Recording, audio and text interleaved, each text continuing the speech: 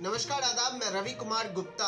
दरभंगा का प्रतिष्ठित consultancy RA educational consultant near Marwari college north Ganga Sagar Darbhanga 5 साल से शिक्षा के क्षेत्र में दे रहा है महत्वपूर्ण योगदान।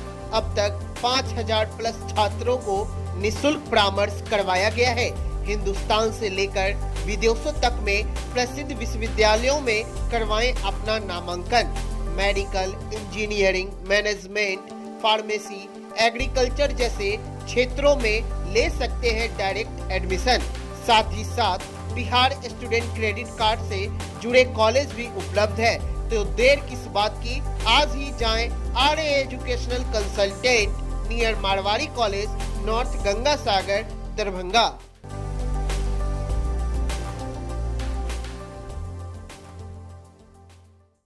बिहार होमगार्ड के जवान अपने ड्रेस को लेकर और स्मार्ट होंगे।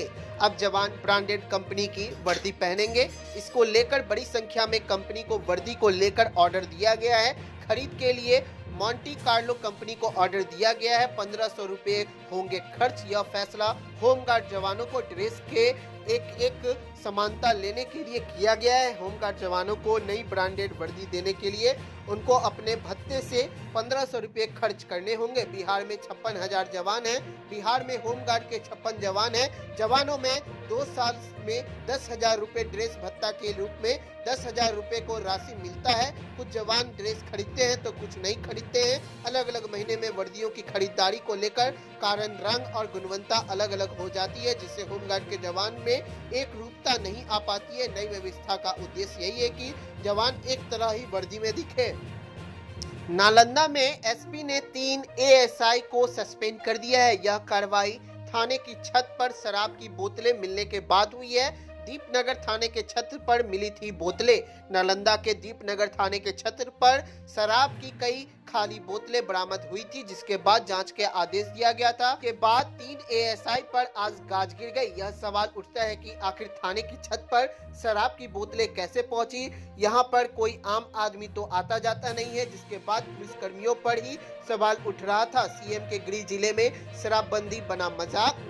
नालंदा सीएम नीतीश कुमार का गृह जिला है, लेकिन यहाँ के पुलिसकर्मी ही शराबी बंदी कानून का मजाक उड़ा रहे हैं। थाने के ऊपर बने संतरी रूम में ही पुलिसकर्मी शराब पीते थे। शराब पीने के बाद बोतल को पुआड़ में छिपा देते थे। पुलिसकर्मियों ने थाना को मैखाना बना दिया था। मामला सामने आने के बाद नालंदा पुलिस की जमकर किरकिरी हो रही है। सीएम नीतीश कुमार शराबबंदी को कड़ाई से लागू कराने और शराब माफियों के खिलाफ कार्रवाई करने को लेकर कई बार पुलिसकर्मियों को दिशा निर्देश भी दे चुके हैं, लेकिन जिसके कंधे पर कार्रवाई करने की जिम्मेवारी पहुंच चुकी है वह खुद शराब पीने में मस्त रहते हैं। यह ऐसा नहीं है सिर्फ नालंदा में ही शराब पीने का मामला सामने आया है। बिहार के जिलों में पुलिसकर्मियों के शराब पीने की खबर आती रहती है। आय, जाति व आवास प्रमाण पत्र अब राजस्व कर्मचारी जारी करेंगे। बिहार में अब से आय, आवासीय जाति, आर्थिक रूप से कमजोर वर्ग, ईडब्ल्यूएस और क्रीमी लेयर रहित प्रमाण पत्र अब सीओ अंचलाधिकारी नहीं जारी करेंगे। सामान्य प्रशासन विभाग ने इस काम को सीओ को मुक्त करते हुए जारी करने का हक राजस्व अधिकारी को दे दिया है। विभाग ने इस संबंध में अपर मुख्य सचिवों, कमिश्नरों, डीएम समेत आला अधिकारियों को पत्र लिखा है। पत्र में कहा गया है कि राज्य के मूल निवासी, जिसमें एससी, एसटी, बीसी, ओबीसी और अन्य पिछड़ा वर्ग के साथ आर्थिक रूप से कमजोर वर्ग के अभ्यर्थी शामिल है, उन्हें विभिन्न कागजातों के लिए कई तरह के प्रमाण पत्र जारी किए जाते हैं। इसमें जाति, आवासीय, आय, क्रीमी लेयर सहित और ईडब्ल्यूएस का प्रमाण पत्र जारी किया जाता है। इन प्रमाण पत्रों को जारी करने के लिए अब सीओ सक्षम प्राधिकार थे।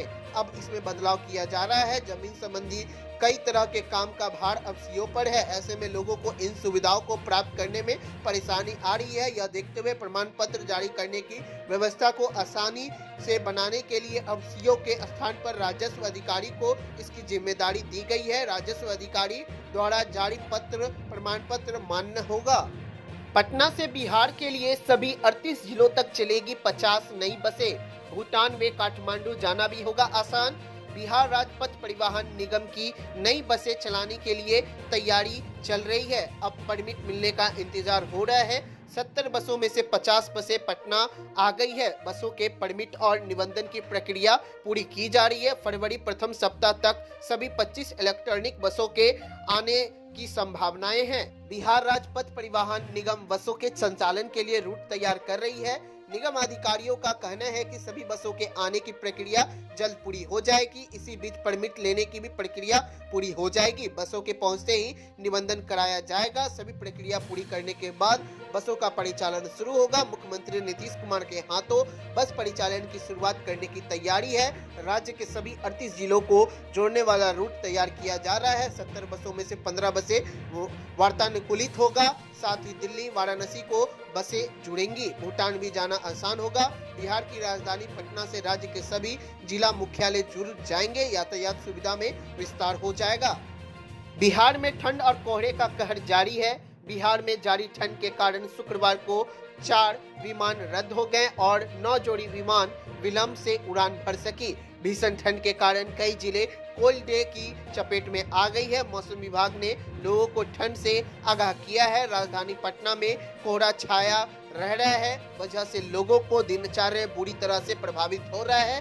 राज्य के दक्षिणी भाग में हुई बारिश के ठंड बढ़ने के चलते ही लोगों को घरों में दुबकने को विवश कर दिया है। राजधानी की हवा में 100% नमी पाई गई है। पटना के अधिकतम तापमान गिरकर 15.5 पर पहुंच गई है, जो सामान्य से 8 डिग्री सेल्सियस पर पहुंच चुकी है। अगले 2 दिनों तक राज्य में कोल्ड डे और सीवियर कोल्ड डे का रहने का अलर्ट जारी किया गया है। मौसम वैज्ञानिकों का मानो तो 48 घंटे में ठंड में कमी आने की कोई संभावना नहीं है। ठंड के बढ़ते आसार को देखते हुए मौसम विभाग ने लोगों को सचेत रहने की सलाह दी है।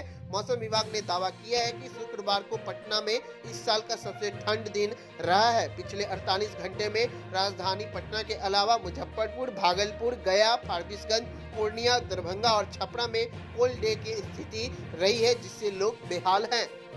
बिहार विद्यालय परीक्षा समिति की इंटरमीडिएट और मैट्रिक परीक्षाओं की तैयारी पूरी हो चुकी है। इंटरमीडिएट की परीक्षा 1 से 13 फरवरी तक चलेगी, जबकि मैट्रिक की परीक्षा 17 से 24 फरवरी तक होगी।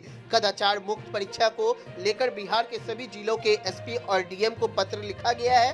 बिहार विद्यालय परीक्षा समिति की ओर से परीक्षा के संचालन के लिए सभी जिलों के लिए जिला शिक्षा पदाधिकारी और केंद्राधीक्षकों को भी महत्वपूर्ण दिशा निर्देश दिया गया है।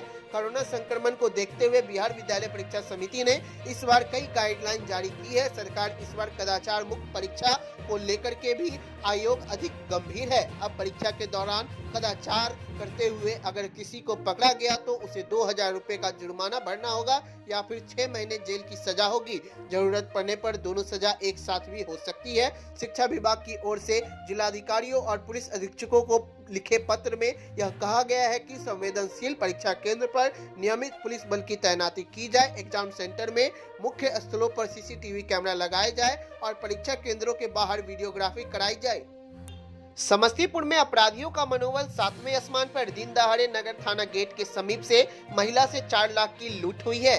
नगर थाना गेट के समीप लुटेरों ने महिला से लूट ली 4 लाख। जी हां, अपराधियों का मनोबल इस कदर जिले में बढ़ गया है कि दिन दहाड़े घटने को अंजाम दे रहे हैं। पुलिस की लाख गश्ती के बावजूद अपराधी बेखौफ घूम रहे हैं, जबकि जगह जगह वाहन जांच भी चलती रहती है। लेकिन आज पुलिस की तत्परता से एक लुटेरा पुलिस के हत्थे चढ़ा। दरअसल एसबीआई मेन ब्रांच से एक महिला 4 लाख रुपए निकालकर घर जा रही थी। नगर थाना गेट के पास बाइक सवार 2 अपराधियों ने बैग लूटकर भाग निकला, लेकिन महिला ने तुरंत पुलिस को सूचना दी। पुलिस ने बाइक सवार अपराधी वध पीछा किया। जाम में फंसे एक को पकड़ लिया, वही दूसरे भागने में सफल रहा। पुलिस मामले की छानबीन कर पूछताछ में जुट गई है। फरार आरोपियों को पकड़ने के लिए छापेमारी की जा रही है। महिला की पहचान खानपुर थाना क्षेत्र के सोवनडी निवासी साफिया खातून है।